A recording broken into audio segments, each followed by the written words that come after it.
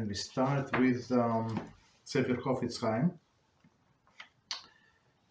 Big topic is the same here, Lashon Hara, laws of derogatory speech. And today's topic, your people. So let's see. The Torah states, do not go as a gossip monger among your people.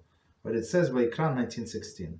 From the words among your people, be'amecha, right?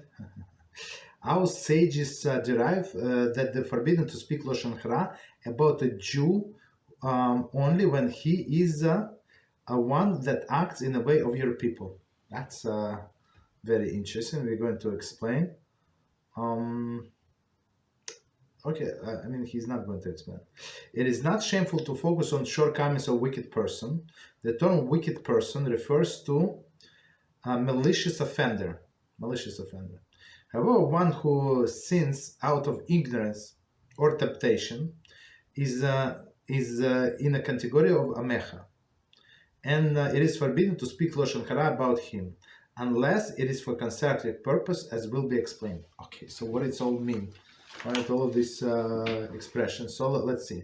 So Torah says, do not go gossip monger among your people. So your people mean your people, your brothers and sisters in Torah and mitzvahs. So meaning that somebody who does not go in the words, in the ways of Hashem, in the words of the Torah, ways of the Torah, he or she cross themselves out from this category of your people, your brothers. So meaning they're not your brothers, like as we explained yesterday, and they put themselves in a category of idol worshippers. So they're not my brothers. So technically, we are allowed to talk about non-religious Jews, all of the negative information.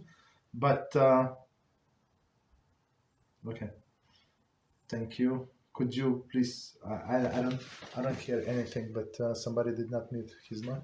Yeah, could you please mute your mic? Okay, please. Okay, maybe later. Okay, don't worry. So much. So far, there is no disturbance. Okay. Unless you hear something that I don't. Okay. Okay. So if somebody is non-religious Jew, so technically they're wicked. So we are allowed to talk negatively about them. Is it advisable? I mean, if it's not for constructive purpose, so what are you going to achieve? And plus, the sages say, so you start talking negatively about them for not constructive purpose. So then the next target is Jews that righteous. So don't do that. So technically there is no problem, but don't do it unless for constructive purpose. So if you want to draw the parallel, no problem. Here's another category that we're not allowed to speak negatively about people that do things out of ignorance that they will not raise, for example, in some environment that they think that they came from monkeys, right? Or another category of people who do something out of desires. So, for example,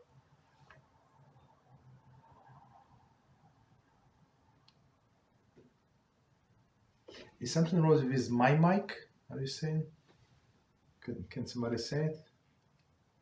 No, it's the mic is mute on the student side. It's a book here in Skype. I didn't get. Say it again, please. I apologize. I'm not getting. It's an error here on the program here. It's not on the student side. It's here, but it's muted anyway. It's mute. It's not going to produce any sound. Okay. All right. Thank you very much. So basically, if somebody sins out of desires, or somebody ate non-kosher, whatever they did, whatever, like out of desire, physical desire, so they still in a category of amecha, of your brothers. So about these people, we're not allowed to speak negatively. Okay. So, but if somebody is going against Hashem, and he or she is going like dafka, like the people know what they're doing, and you try to stop nicely one time, two times, so you're allowed to speak about them negatively and Rabbi Reuven Shlita speaks about them, and I speak about the clowns. I don't know, like that's normal. So but we do it for constructive purpose to stop people. People are confused. People confused. They cannot tell the clown from somebody who is speaking the words of the Torah. That's how ignorant the people is. People are ignorant. Okay, stop here.